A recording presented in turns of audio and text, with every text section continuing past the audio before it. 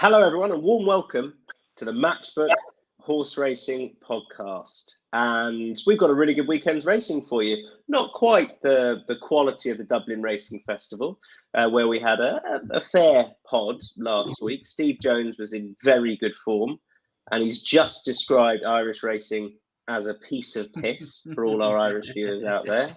That's what he said. And he is back with us after his good week. How are you, Stephen? You all right? Yeah, very good. Thank you, Thomas. Good to see you back. Good to see you too. Honestly. Yes. Thank you to Dan Hussey, who stood in last week, did an excellent job as ever, and is busy producing this podcast. We don't just throw it together, you know. Natalie is with us. Natalie Green. How are you? How's things? Yeah, really good. Dublin Race Festival was fantastic. I was actually at Sandown, so obviously our highlight was L'Homme Pressé, and it was so cool because when Charlie Deutsch came back into the winner's enclosure, every single jockey came outside and stood like on the podium where you present the prizes and just did the most raucous round of applause. And then with Goshen, but Josh Morgan a winner as well. I interviewed Gary, and like I've got to admit, I know it sounds ridiculous, but I honestly had like a little tear in my eye. It was cool. It was a special day actually. It was really good at Sandown, but I think the Irish still, when they just come with their contingency, you're like that. Oh God. I know we've got to get these British interviews in while we can. But it was good stuff this side of the Irish Sea last week. Deasy, you'd have been mainly watching the Dublin Racing Festival, I guess. How are you? How's the Cheltenham Antipost portfolio coming on? You've got a few. I have only small money down. Really, I don't bet very heavily Antipost because I started one Cheltenham there a couple of years ago down to 100 quid. So I was like, what is the point? so I took that as a learning. So now I'm only got about 20 or 30 quid into it. But I've a few ones back at nice prices. And we hit them hard now the week before, I think.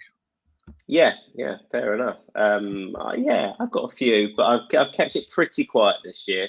Otherwise, you get Fernie Hollow, don't you? And we don't want that to happen. Anyway, first of all, before we get stuck into the race previews, and we are going to start with the feature handicap hurdle, which is the Betfair Hurdle. Just a reminder that all the selections will be up on insights.matchbook.com. So we call it the cheat sheet or whatever you want to call it for a recap of all the bets. And that applies to all the sports that are previewed on the podcast as well. Smallish time bit coming up in the NFL, of course. There's this Super Bowl thing. And also the Premier League action, which has returned. So all of those podcasts will be up on insights.matchbook.com for you. If you're liking our content on YouTube, give us a like and subscribe for free. Makes it easier to watch each and every podcast we do or listen to it. And however you're listening to us on your podcast app, do give us a review and a follow as well. Again, it makes it easier to tune in. Right, let's go for the previews first of all. So we're going to start with the Betfair Hurdle. And this is a disappointing turnout for what is the richest handicap hurdle in Britain, richer than the county hurdle, but quite a lot of those are obviously heading there. I'm getting the mick taken out of me for saying the name Betfair. It's the Betfair Hurdle. They're also an exchange, and apparently we shouldn't be saying that, and I'm going to get fined. So there we are. You may have heard of them. And that's okay. They like do stuff, and there you go. Betfair, fine number 3. I thought we were skipping this stuff on Saturday. Now we were going covering Dundalk because Steve finds Irish racing so easy. It's a piece of piss, exactly. We could have thrown in Maidan as well, with the UAE 2000 guineas. Anyway, I'd lost Wi-Fi at that point. Yeah. Oh yeah. Sorry. Yeah. Right, but it is. I think that seriously, interestingly enough, it's a disappointing turnout for the race because you normally get a full field of 24 in here. Quite often it's a standing start because there's been so many full starts in there. Now that would be less likely to happen this year because they get another go, but also we've got fewer horses. We often see it's hard for horses to get into it, but I wonder if that will change this year. Rather than just read out a list of prices for you, we're about 5.5 the field. Right at the top of the betting is the Nicky Henderson Monkey and JPR1. None of us are going for that. The monkey at the top of the betting. Stephen Jones, take it away. First of all, who do you like and why? Who's the monkey? Well, the JP McManus horse. I think he's a right. Broomfield Berg. No. I think I am going for him. Oh, are you? Sorry, Steve. Unless I've typed the wrong name into the thing. I'm going for both. I'm with Hendo on both of these. I like both of Henderson's. I don't think this horse is a monkey at all. I think that what he did at Cheltenham, I've got a bit of a theory about this, because it's a theory that I have in general, that horses that wear hoods, they improve more for having the hood taken off than they do for having it put on. And I think that was him. He did it twice. He did it in Newbury on his comeback run, travelled really well, jumped really well, really neatly, especially at Cheltenham. And then when it came to find something in the finish, he didn't. I don't think the Cheltenham race was, I don't think either race was set up for a horse that coming from off the pace. Lively Citizen was the horse that he couldn't quite get past at Cheltenham, who then went and won at Leicester the other day on a lower grade, obviously. But I think this horse has got great potential, and he won at Kempton last time on Boxing Day in that novice hurdle that's got a bit of a history of throwing up good horses. And although it wasn't a very competitive race at all, he was 3s on. Black Poppy came out and won at Hereford. And although he did it on the bridle, I've just got a feeling this is a horse that's progressing quickly, and taking off the hood is a very positive move. Now, the last 6 winners of this race were all novices, and that's the kind of way, I think, obviously they're well handicapped. So Broomfield Berg, I can see why he's at the top of the betting. I like JPR1 at Taunton last time. He was very professional for a horse that only had three starts. So I think the right horses are at the top of the market. The other one I like is Nicky Henderson's other one, with James Bowen riding, who I think is riding really, really well. And I can't understand why First Street is 15.0, something like that. Yeah, and, yes, indeed. I just can't understand that. Maybe people are getting a bit obsessed with the fact that he bombed out in the Persian War, which is obviously over a bit further. But he was way too keen that day. Now, he does wear a hood, and he has worn a hood, but he's 3 from 4 over hurdles. And I was impressed with him at Kempton last time. He was dropping back in trip that day. All of his other starts were over a bit further. But there's a bit of a theme developing, or certainly previous winners in recent time, the likes of Ballyandy, Pictory, I think was another one, and Splash of Ginge, it all had form further over hurdles. So I don't think it's a bad thing, because they're going to go quick. Even with only 14 runners, I like to move it, and Jetois both like to go forward. So I think those are my 2. Nicky Henderson's 2, Broomfield Berg for the win, First Street win and place. I like it that I said the Nicky Henderson monkey, and you were like, well, I like both of them. Which one? I think he's a bridle monkey, or whatever you want to call him, because he didn't have to come off the bridle last time. Maybe the hood, but I personally would want to be against him. Just because I'm talking, I'll just chuck in my 2 then, or my 1 really. I was tempted to have a couple on side, but I'll just back 50 ball. The case simply being that I think he's too big, given that he's a stone better off with Soaring Glory. He's got another year under his belt as well, off the back of his second last year. And I'm hoping it just sets up for him a little bit better. So I thought he was overpriced anyway, 50 ball for a yard that are having their best ever season. He is 11.0. Natalie? Yeah, totally agree. You've got to have, I've got to have a little nibble on 50 ball. Of course, second in it last year, Soaring Glory, when there was 23 runners. Taking down early can be a bit keen, but that's obviously the nature. I thought it was a whopping price, back from chasing, which never really looked to be his bag, did it? It didn't really take off his chasing career. Big price for me. Definitely have a little nibble on 50 ball, but I can see why Broomfield Berg is the favourite. I actually quite like him. I think at Cheltenham, when Lively Citizen won, Lively Citizen 9 stone 7. Broomfield Berg was 11 stone 4. I mean, that is a colossal amount, conceding £25. But I just thought he looked a bit green that day, and that doesn't bother me. Greenness is natural, and if they come on and progress, I just think a mark of 134, he's got more ability than that. But I'm going to shock you all. Yes, I am. I am keeping the faith, and I'm actually backing and tipping in this Nappers Hill. I know Paul Nicholls has been a little bit quiet, but he can't be firing on all cylinders all the time. It just doesn't put me off enough. It just doesn't. That entry, well, I can't fire on all cylinders all the time. Lucky if I do it all. But that entry bumper form looks really solid, doesn't it? The reason I'm coming down on Nappers Hill is I'm expecting tons of improvement. Now he goes handicapping. He's third to John Bunn, as we know, Ascot before Christmas, not grade 2. I just think you're going to see a slightly different horse on Saturday if Paul has done, which he will have done, all the work at home. So just don't be surprised if you see a bit of a revival for Nicholls. He not starts the day because halfway through the day, but he kind of goes in with a bang. So we're going to have Nappers Hill. Yeah, I'm going to come to that. I think Paul Nicholls, his quiet spell is quiet, but I just think it's being overplayed a touch. Anyway, Deasy.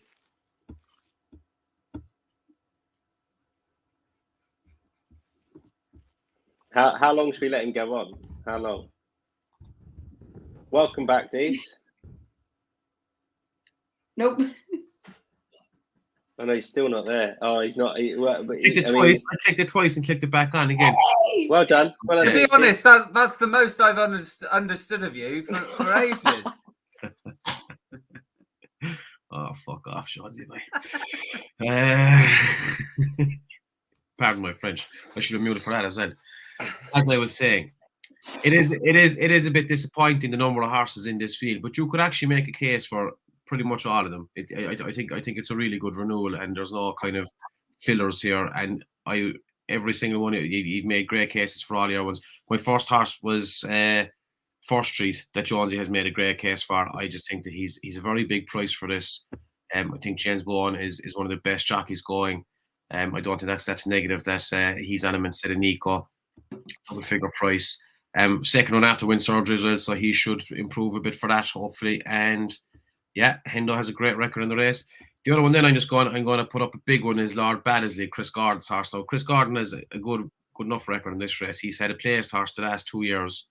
And this horse, like, he has a course distance win on his CV already. He won he won a novice hurdle here last March by 7 lengths, fairly well.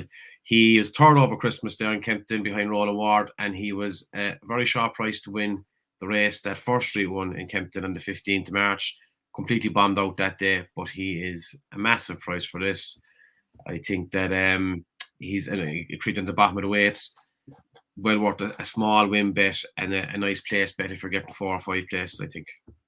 Pretty much any price you like could be on the exchange. It's sort of around about 51.0, but it'd be interesting to see exactly what the horse is on the day.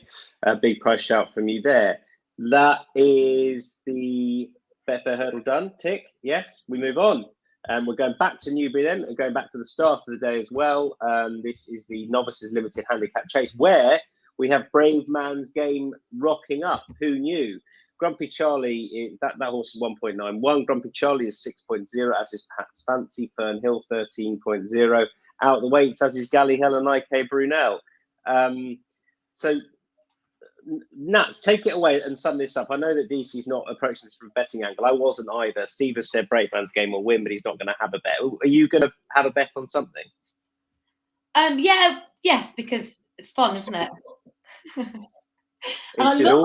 It should always be fun. And when the fun stops, stop. Exactly. Go on. Yes, it's fun because we just be honest, like Brave Man's Game is the class act in this. I love him. He's absolutely gorgeous. Make no doubts about it. Great for obviously John Dance and Brian Drew. I think that I might have a little play on Fern Hill for Ben Case. He's got that really smart horse for Lady Grosvenor, Cobbler's Dream. Yeah, that looks nice. That's in my tracker. Fern Hill, comfortably held by Grumpy Charlie, here just 6 weeks ago. But as my notes say, he was ridden more aggressively than the winner, and the mistake 2 out, which I've watched, did hamper his chances. So you've got to be, that's the truth, isn't it, when you watch a replay? He's carrying 10 stone 3. I just don't see him beating Brave Man's Game at all. But I was certainly going to have a little nibble. So I don't know whether I will do like a forecast because I always find that really exciting. Because when it pulls off, there's just nothing better for me than getting the forecast. It's just a dream. It's like, yes. So I might even go Bravesman's Game, Fernhill, or I might have a little nibble on Fernhill for fun. But Bravesman's Game, he's best horse in the race. Yeah, I don't know. I'm sort of half surprised he's the price he is. I thought he might be, really warm odds on, and I don't know. I want him on side. I don't. Anyway, we'll come to my Michaél later on. But is he over a stone better than Grumpy Charlie? Can he give him that sort of weight? Yeah, I think so. Pat's Fancy, can he? Yeah. Yeah. Fernhill. I mean, Fernhill, Galleyhill, IK Brunel, they're out the weights. I take the point with Fernhill, but I don't like horses out the weights by and large. I wonder if part of it is the fact that Nichol's horses are out of form, but I think we can take advantage of that, or I'm going to look to this weekend. So I'm making a bet, Bravesman's Game. I think I really like the fact he's running in a handicap. Paul Nicholls has talked about doing that with Clanders Over. I know he's not going to now, but he talked about doing it next week at Kempton, or in 2 weeks, at Kempton. So I like him. I think he'll hammer them. Steve, do you want to add anything? No, I mean, I'd never bet odds on, and I certainly wouldn't bet odds on in a handicap. And I think there's quite a bit of opposition. I like Grumpy Charlie, and I like Fernhill. And Pat's Fancy and IK Brunel both won last time out. So I think it's deep enough. But everything he's done says that Bravesman's Game is going to be top class. Paul Nicholls' horse is not running brilliant, but I always think that the best horses can run through stable form. But I'm with him. I think I'm looking forward to seeing him run because I like him. But I'm not going to back him at that price. No way. But you would bet odds on if you thought the bet was good enough, wouldn't you? If somebody priced you up at odds on to beat Deasy in a name 1990s English cricketers competition, you'd back yourself, wouldn't you? It depends how I priced it up, because if I was really short, I'd say to him, Mike Atherton, and then say, I can't think of any. I can't think, yeah. He's from Sheffield. I know who Mike Atherton is. Very good. There you go. Maybe you've made that's your point. Captain for years, isn't he? Yeah. Let's move on. You've beaten me. Let's move on. The 135 at Warwick. So we're turning our attention to Warwick. This is a Mare's Hurdle. It's a listed Mare's Hurdle as well. Indefatigable is 1.8. Marie's Rock is 4.0. White Hot Chili Filly 6.5. And Get a Tonic is 11.0. Right, we missed you out before. Dees, take it away on Marie's Rock. Well, I put Marie's Rock up last time as my best bet for the week in the Lanzarote, and she obviously didn't get a run because there was a horse fell in front of her at the first fence and just ruined the race. I think that there's a lot in her favour here again today. She probably there's a theory that she wants better ground. She's getting 6 pounds off Indefatigable and a bit of weight off White Hot Chili Filly as well. Hendo is in great form. I think she is a good mare who has plenty of scope to improve, and she's a nice price, so I will be backing her, and she's my best bet of the week as well. Love it. I agree with you. She's not my best bet on the week, but I agree with you absolutely. Steve? Yeah, I thought it was a tricky little race, to be honest, and with Indefatigable being odds on, I can't have that at all. I think they've all got a bit of a chance, but White Hot Chili Filly, for me, Johnny Burke will just pop her out in front, and that might be a huge advantage because we know Marie's Rock needs to settle. Indefatigable needs a strong pace. And Get a Tonic has got a little bit more to find than some of the others. So I thought White Hot Chili Filly ran pretty well, although held up last time but behind Ollie's Wishes at Ascot. Wasn't beaten far in a similar sort of race. So, I think it's more the tactics that draws me to White Hot Chili Filly and the price.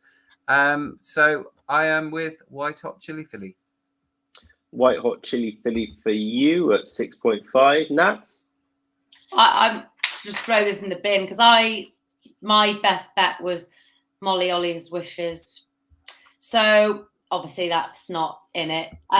Indefatigable. What was nice is I think we were what did we say last time when I was on it and she was about to run, and she'd been so disappointed, like she'd thrown the towel in, and then I think I remember saying she can be a bit like that, but then when she bounces back, she's really good, and we kind of saw that, didn't we, last time? I know it was a second, but it was a really good run that she put up to Martello Sky, who is gorgeous. Love that horse. It's hard to kind of be all in though now for me on Indefatigable. God, it's such a dreadful name, isn't it? Indefatigable. So I can definitely see the case now. It's just so cut up, isn't it? It just drives me nuts. I get so excited, I get so into it, and then I can see what I actually feel. But I think Marie's Rock, DC's case, because Indefatigable, she can sometimes maybe just be a bit moody or throw the towel in. So I'm not sure. I mean, she's tough, she's classy on a day, and that's the only thing that I do like about her. When she rallies, she certainly does rally back, but it might just be Marie's Rock's turn on Saturday. All right, some fair shouts for Marie's Rock, a price shout for White Hot Chili Filly for Steve. We move on. We go back to Newbury. A tricky little handicap hurdle. This I thought. This is over 3 miles, staying contest. The Brimming Water is tongue-tied for the first time for Sam Drinkwater at 4.0, 4.5 for Polish. Risk and Roll is 6.0, 6.5 What's Up With You, the big breakaway 9.0, 10.0 Coeur de Leon, and slightly bigger prices, the other couple. Scandyberg is the horse that doesn't go. Right. Steve, you can make the case for What's Up With You, because I agree with you. Oh, no, you're joking. Can I change my mind? Is it too late? No, I like the Brimming Water. I think Sam Drinkwater, I've said before, I think he's a very underrated trainer, having a good season. But What's Up With You at a bigger price? He hasn't won for an awful long time since his debut at Ascot back in 2019. But I thought after a couple of runs over fences that he didn't seem to appreciate, I thought that was a nice enough run at Cheltenham last time, which possibly wouldn't be his track totally. I think if they go a nice even pace around a nice galloping track like Newbury, I think it'll suit What's Up With You. He's unexposed over that. Was his first run last time at Cheltenham, 3 miles, and he was still bang there at the top of the hill, but he still got left behind when they were coming down the hill, and he then plugged on to get himself back into contention and then backed out of it in the closing stages. And I just thought a more even gallop would suit him. I think he's definitely got potential up to 3 miles or staying at 3 miles. And if you look back through some of his hurdles form, he's certainly got there's certainly reasons to think that he's well handicapped, because he's £12 below his peak mark over handicaps, which was only last season. So I'm not one to be giving up on What's Up With You quite yet. And Ben Pauling's horses seem to be in all right form. They're not having a huge amount of winners, but they seem to be running okay. So I'm not too concerned about that. So yeah, it's a tricky race, but What's Up With You? Yeah, I think he's just too well treated on that Cheltenham form not to back personally. I think maybe he didn't get home last time, but yeah, definitely worth a bet, I think. Natalie? Yeah, I thought Risk and Roll in form. I can absolutely see they're bringing water again, really in form, but I'm just going to take a risk because I like it on Polish for Fergal O'Brien and Paddy Brennan. 7-year-old looking to defend his crown, having won this back last year, 2021. He hasn't figured in 3 hurdles since his flat win at Goodwood. So you probably think, what's she on about? But exactly the same can be said for his performances last year before winning this. So to me, there's some relief from the handicapper, and that allows him to race off the same mark in this renewal. So for me, knowing the operation, shrewd operator, I think he's got a huge shout. Yes, got to bounce back, but I think this is firmly the plan. And I just think this is the target, and it's going to bounce back. It's going to be on Saturday. Okay, and Potty Mouth DC. Risk and Roll. I was having a look at this horse's form there. Very interesting horse. He used to be owned by Johnny Delahaye when he was with Paul Nichols, and he ran 11 times in 10 months there between 2018 and 2019 for Paul Nichols over jumps and hurdles. Sold into Nicky Shepherd and actually had a season hunter chasing. He ran in the entry hunter chase last year on seating. Has been sold again now to New Connections and is with James Evans, and he won a Pertemps qualifier. Was it 2 weeks ago? Won by 7 lengths, absolutely bolted up off 120. He's gone up £10 for that. He's at 130 now. I think he probably needs to win again to guarantee a run in the Pertemps. So I think he will be going for it. He's obviously well handicapped. So I think at the price, I'll be having a nice win-only bet on him. Okay, win only. Tom Williams is along. He said, it's so true, Tom. What's up with you approaching the Zanza category? He really is. Good old Zanza. And there's a few horses. There's a few horses there. Go on, Dees. Finishing 6th when you backed him for 5 places. Yeah. But he just too tempting. But I hear you, Tom. Absolutely. Let's move on to Warwick. We've all had a go there, haven't we? Yeah. So this is the Kingmaker Novices Chase. Edward Stone, Tom Cannon, Alan King is even money's 2.0. Third time lucky is back out again. Interesting. Is 3.25. 6.0 for Brave Shashka, and for Pleasure is 21.0. Right. Steve, you've put no official bet, but then you put Edward Stone. You know this isn't the Champion Hurdle, don't you, Steve? This is he's his own apprentice now, mate. I can't remember if I backed him for the Champion Hurdle last year or the year before. To be honest, I think it was the year before. He was third in the Betfair Hurdle. Oh no, what have I done? He was third in the big race on this day last year that used to be called the Schweppes Hurdle. I've been impressed with him. I've always liked this horse. I backed him in the Supreme years ago, and he is a horse that has struggled on very testing ground in the past. So the dry spell we're having at the moment, right in his favour, but it didn't stop him. Soft ground didn't stop him at Kempton in the Wayward Lad. It was probably a bit softer than it's going to be tomorrow at Sandown when he won the Henry VIII Novice Chase. He's a really nice horse. He's won wearing Warwick as well, which is a good thing because Warwick is not an easy course. The fences down the back come very quick, and you hit one of them and you're in trouble. And so to have gone round there is excellent. But again, it's just too short for me and in the betting. So I'm going to sit it out. But I do like this horse a hell of a lot, and I hope he goes on to do great things for Alan King because he's a really nice horse.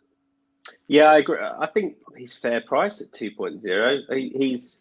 I know you love official ratings, Steve, but he's rated well clear of third time lucky. He's beaten him before. I don't like third time lucky reappearing. I don't like it so quickly. It didn't work at Sandown, and I thought his best run of the season was his fresh run, and then he didn't necessarily. When he won at Cheltenham again, I didn't think he was quite as impressive. I just worry about the quick backup. They're going to the well with him again. He jumps beautifully, so I don't know if he needs help with that. I'd have just. Anyway, it's not mine. So there you are. I'd have stuck him away for an article, whatever.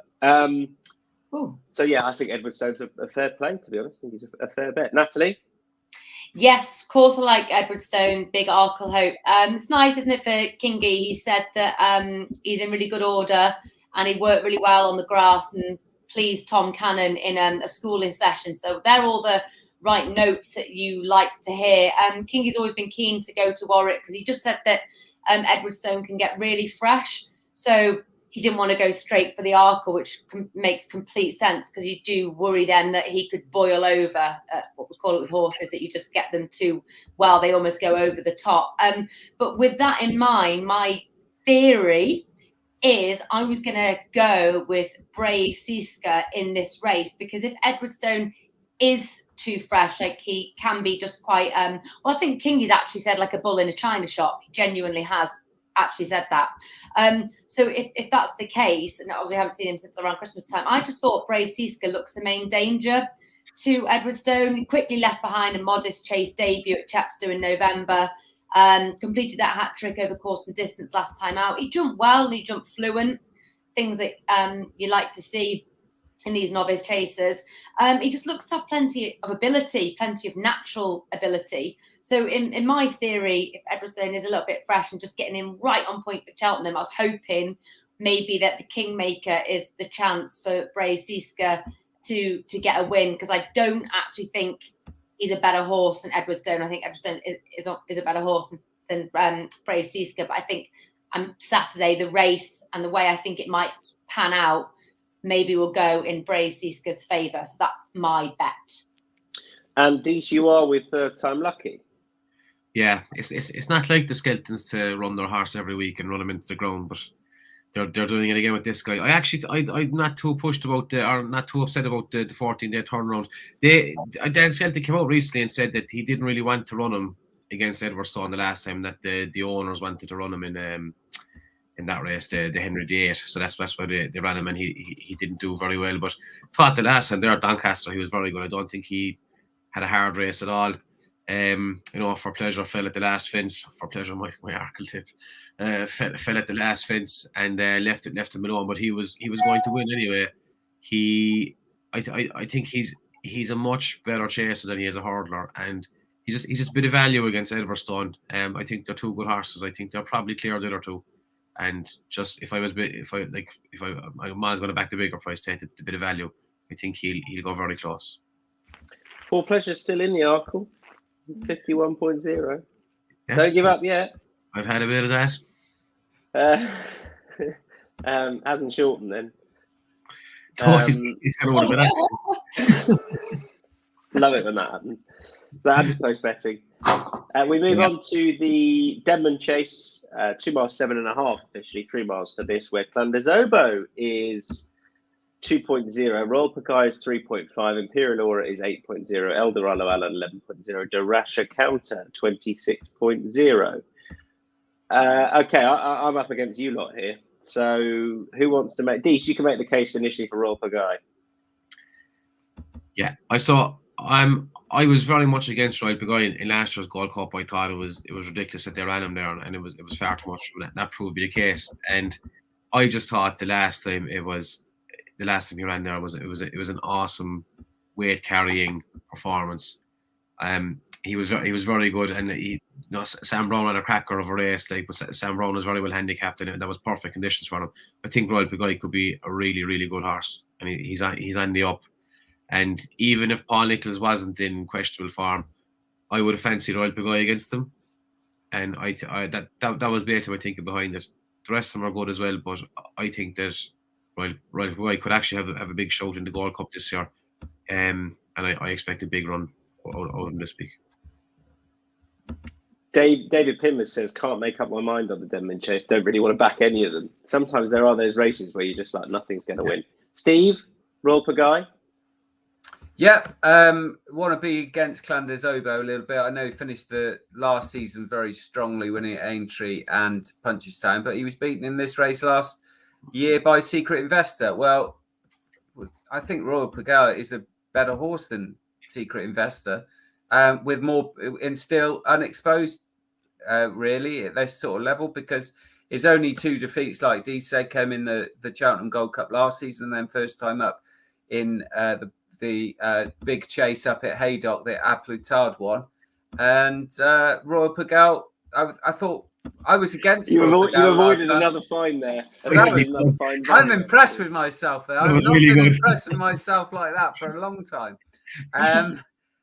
So in the Peter Marsh last time, I was impressed with Royal Pagai. I know it's testing ground, but there is in Royal Pagai's pedigree, there is a hope that the testing ground that he does seem to thrive on isn't the be all and end all. So I'm hoping that in a race like this, you just get out there and get galloping and jump them, and hopefully take on Clanders Oboe, because I think they should be closer together in the betting. That was my thought, really. And Clanders Oboe's 10 now.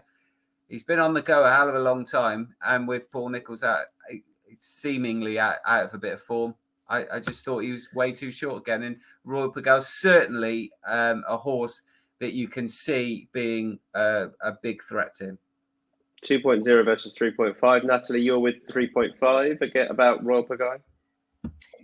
Yes, yeah, I haven't got a lot to add because you said it all, but it's more just the form Venetia's in. She's just on a roll. She's so happy. Obviously got like her first grade 1 with Lawn Pressé in like 20 years, which is ridiculous. But she just said she's really happy with the horses and where they're going. And I think Royal Guy is easy to kind of, some people mutter about, oh, he's like a Haydock specialist. I don't think so. I don't. Obviously, we can see from his form, pretty impressive at Haydock, but I don't think you need to put him in a box. I think he's still improving the form that the yard are in. His 8-year-old, I agree. Canzobo is absolutely one of my favourite horses. The way he jumps is extraordinary, but he is 10 years old now, and I think we can look at a bigger price for horses that are still, relatively unexposed. And I honestly think, the headline on Sunday is going to have Royal Pagaille in it on the Racing Post. And I disagree with all of you. So there you go. With what? I really think Clanderzobo is a bet at 2.0. I'm astounded he's that big. I think he should be odds on. He's a dual grade 1 winner in cheap pieces, where he absolutely dicked up at Aintree. He beat a dual Gold Cup winner at Punchestown. He, on his reappearance run, finished second in a King George in a race that wasn't run to suit, given how it developed, because they effectively took each other on turning for home. And we know that I don't think a horse has ever won the King George in their first start of the season.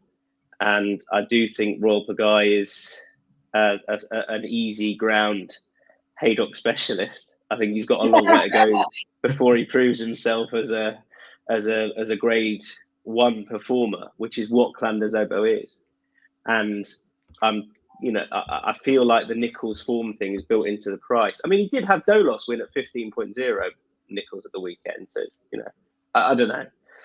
I think even money's really fair. So I'm very much in the Clanderzobo camp. Imperial Aura is just a give up job at the moment. I think Eldorado Allen is simply not good enough to beat the top 2, and Darasha Counter, it's been 489 days. So I think there's only 2 horses that can win it, and I'd much rather be with Clanderzobo. I'm feeling bullish, and I'm probably going to look like a right idiot. No, you won't look like an idiot. I think he's going to come second to Royal Pagaille, but I don't think but like even going through Clanno, soft, good soft, heavy, good soft. So I just wouldn't put Royal Pagaille in a Haydock specialist box, because actually, if he is a Haydock specialist, that's fantastic, because it's like running through custard when it's soft there. So he might found the springy ground. He might give him wings. He might be like, wow, this is so easy. That's what I'm hoping. Yeah, I know he's mainly run at Haydock, so maybe he's not. And the Gold Cup was a tall order last year. Anyway, there we are. We can't agree on everything, and it's three against 1 in the Denman Chase. Let me remind you about the offer. So it is the sign-up offer with Matchbooks. So if you're sat there listening to this or watching this and you don't have an account, but you're taking advantage of our free content, that's fine. But you can also get a Matchbook account if you want it. And if you do that, this is for new customers only. It's a £20 welcome offer where you get money back as cash if your first bet loses. As I say, new customers only. You've got to use the bonus code Insights RF. Those are the letters RF. So Romeo Foxtrot, Insights RF. If you place your first bet, it loses. You get your stake back as cash. 18 plus, be gamble and aware. There are full terms and conditions on the Matchbook website, but well worth taking advantage of, because you get 20 quid.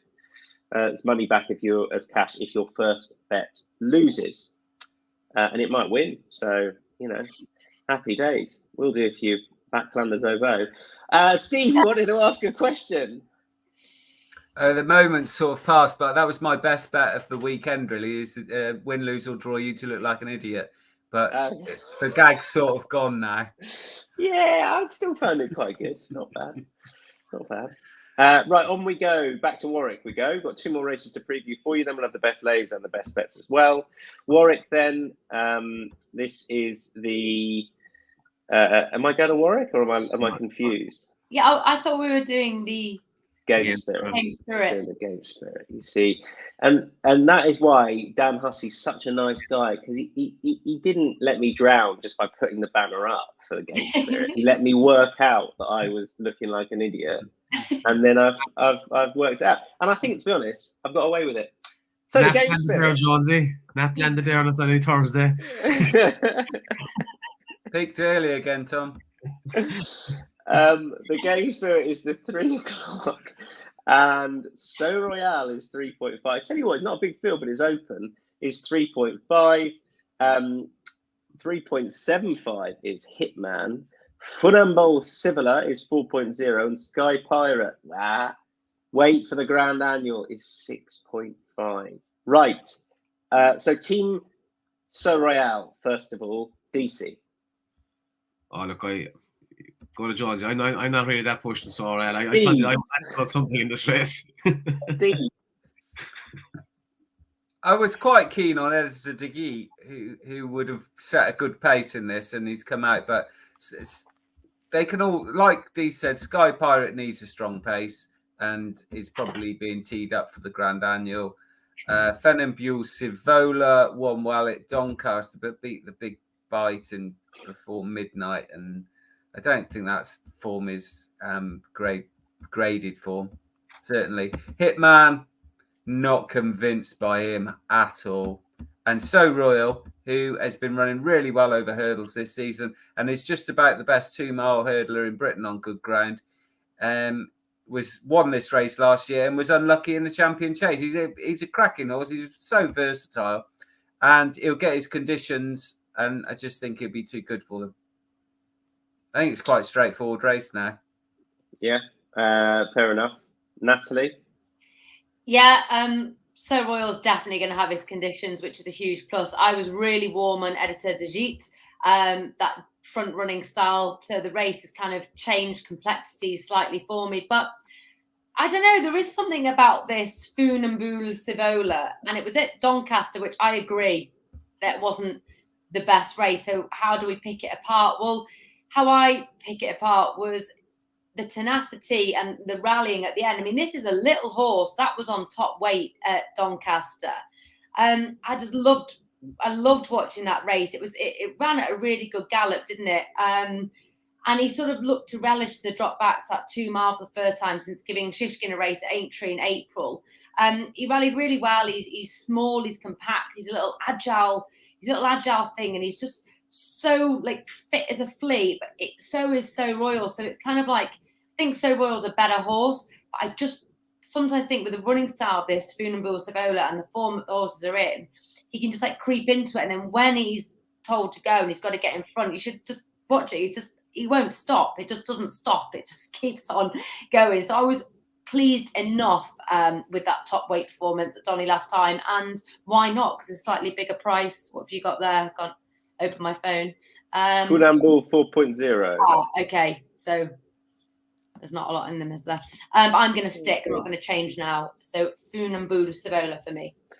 All right. Well, I'm going with Hitman at the prices because I thought they'd be a bit closer together on a line through Greenatine and the form at the back end of last year in April at Sandown and the Tingle Creek. They probably should be a bit closer because Hitman got a lot closer to him. I thought when he ran at Exeter, I thought he probably needed his wind done or something. And unsurprisingly, they've stuck a tongue tie on him, or they did after Exeter, and that was after he'd had his wind done. So that maybe there's a bit of a hole in him. I don't know, but I just thought, I've never been convinced by So Royal. I'm probably completely wrong, but he's got to give £6 a Hitman. I don't think it'll be that easy. I'm sticking up a Paul Nicholls treble on the day, and if there's one that's going to let me down, it's probably going to be Hitman, because I admit I'm not completely convinced by him. But I do think there's a good horse in there, and I'm willing to give him a go, dropping down in grade with the tongue tie back on. There we go. Did you want to add anything, Dees, or shall I move on? I just wanted to say that my initial bet for this was a max bet Placelay and Sky Pirate, and Editor Deasy coming out 20 minutes before we did this podcast kind of put that in the bin. So that's why I went for So Royal. But I think Hitman is a brilliant jumper. I'm just not backing any of the Paul Nicholls runners this weekend. Okay, and I'm going the other way. There you go. Right. Let's move on to the last race we're going to look at. It's the 3:15 at Warwick, and it's the Warwick Castle Handicap Chase. 5.5 is Célèbre d'Alain, one of just a few runners this weekend for Philip Holtz. Falco Blitz is 6.5. Cheddleton is 7.5, as is Our Power. and then we get stuck into the bigger prices. Deasy, I'll come straight back to you then. Deasy, the Irish horse, trained by James Motherway. He was, I know that all of you were watching the Munster National in October with Bated Brett, but he was a massive gamble on the day. He went off the 6.0 favourite, but he was backed in from double figure prices. It was his first run at 3 miles, and he just didn't get the trip. He was back out there over Christmas, finishing third to Spyglass Hill at Limerick in heavy ground. I don't think the heavy ground really suits him, but he did well to stay on. He was only beaten a length and a half, just got tired at the end of it. I think a kind of a middle distance trip like this on good soft ground would be absolutely perfect for him. He's a nice racing weight. Robbie Power has gone over to ride him. He's a brilliant winning place bet, I think, for this. And that is your shout for Dinny Lacey. Natalie, no strong opinion, you've said, but our power at a push. That's such an avoidance, wasn't it? Well, the Celebrity LN probably needs a bit of rain, I thought, but he is fascinating, really fascinating, because it's a 10-year-old that's a multiple winner over in France, but he's won his last 2 since joining Philip Hobbs. So that's quite nice to see. It's not always that easy to do, with these French horses, not at 10. They can often actually come over a bit more sour than sweet. So this horse is on the sweeter side. So that's nice to see. Of course, that was over hurdles the last 2 runs, and they were at Haydock. But the Haydock most recently travelled really powerfully to pull clear. So it was a nice performance, but we know he's fine over the chase fences because we've seen that over in France. Now, our power for Sam Thomas, again, it's probably because I seem to watch so much racing from Doncaster. He fell in January, he fell at the first fence. To be fair, there was plenty of pace on in the race, and he just went to go for it. He just went to wing it, and he didn't get there. And that just happens sometimes. The horse thought he was going to get there. Obviously, it's a huge stretch. They're stiff enough at Doncaster, and he just didn't make it. I think it was like the 11th or something of January. It was turned around really quickly. Because then was it the 14th or 3 days later? He then went to Huntington. And what was nice is that his confidence wasn't knocked. The horse knew no different from falling at the first at Donny. And I was surprised to see it 3 days later, because you never know what aches and pains and strains when they have a tumble. But he didn't lack any confidence. He put up a solid round of jumping. I think Sam has to probably work on this horse a little bit at home to get his jumping on point. And that kind of looked nice enough with that solid round of jumping. And he won decisively enough under top weight. He's going in the right direction. So that's something I like. I think he is worth a chance. Like I say, I haven't got a strong opinion, but I'm more excited about our power going in the right way than a lot of the other runners. So that's the rationale behind my pick in the 3:15. Riders on the Storm is 15.0, and he's going up in a couple of places. Steve and I agreeing again, that spells danger. But you can make the case, Jonesy. Yeah, I was drawn to our power, like Nat said. I think he's got a good chance, but I can't let this horse go unbacked. Riders on the Storm, another chance. I mean, he was a Grade 1 winner, albeit fortunately, only a couple of years ago. And he lost his way for Nigel Twiston-Davies a bit, but he's gone to Richard Hobson, and I thought he ran quite well first time up at Aintree, although there was only two finishers in quite a brutal race. He certainly, that was certainly a return to form. And last time at Cheltenham, I thought he was still there turning in, and he'd just been a bit fresh. And I think that, coupled with a hard race that he'd had on his first start for Richard Hobson, which he was entitled to need a little bit, and it was such a hard race in soft ground, and it was only 4 weeks to Cheltenham. I'm inclined to forgive him that run at Cheltenham last time, and Cheltenham's never really been his track either.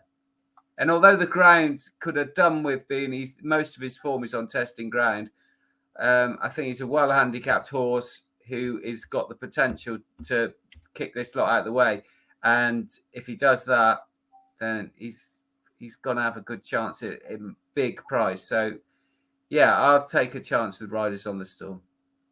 My main thing is I can't really let him go on back to that sort of price. Probably was really disappointing last time, but there were shoots on the first start of the yard, so I'll go in again.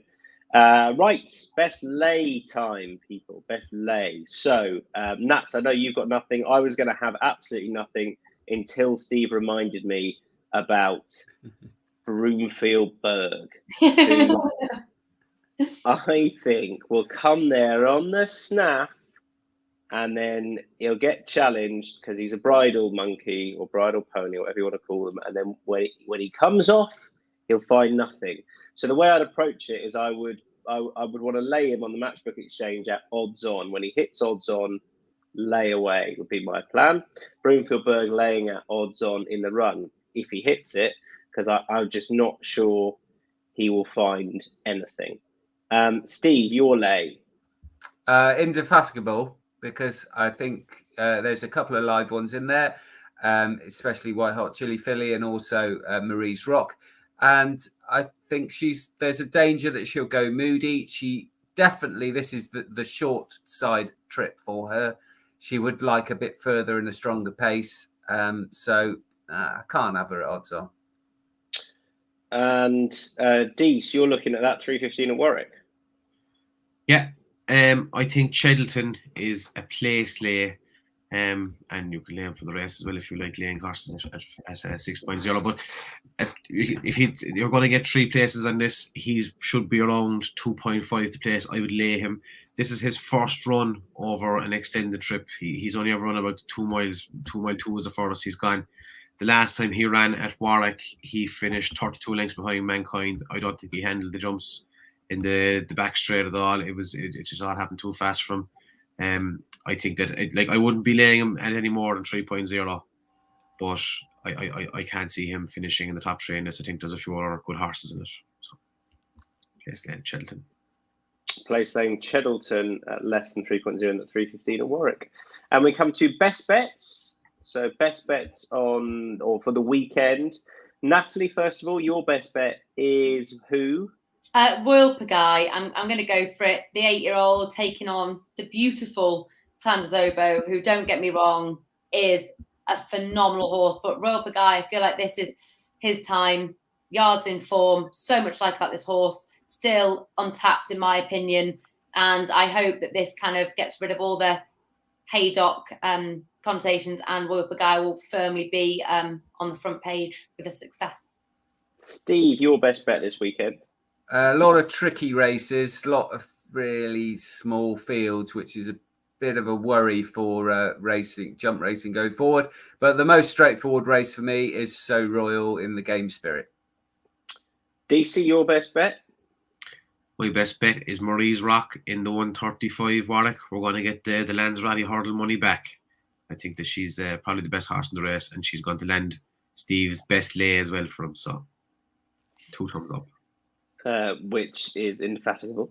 Mine is a treble, which is the Paul Nicholls treble, just because I want to try and take advantage of his horses, hopefully being a bit underbet this weekend because he's out of form. I think a bit too much is being made of that. So Flanders Oboe in the Denman, Brave Man's Game in the Novice Handicap, and Hitman as well.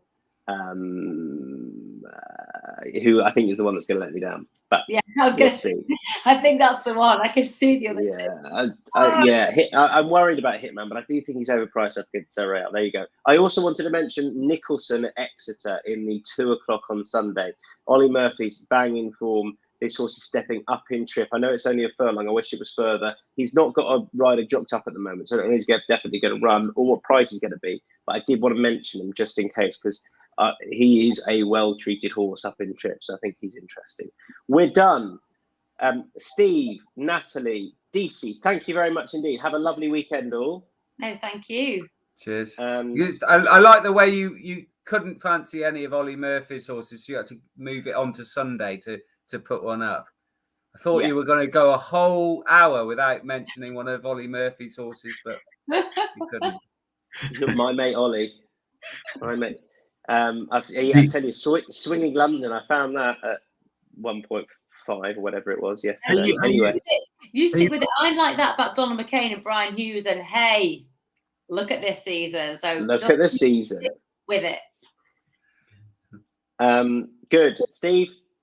Put the heating on next time. All the best. I know it's been cold and Can't late. afford to. DC, lovely stuff. Natalie, have a lovely weekend wherever you are this weekend.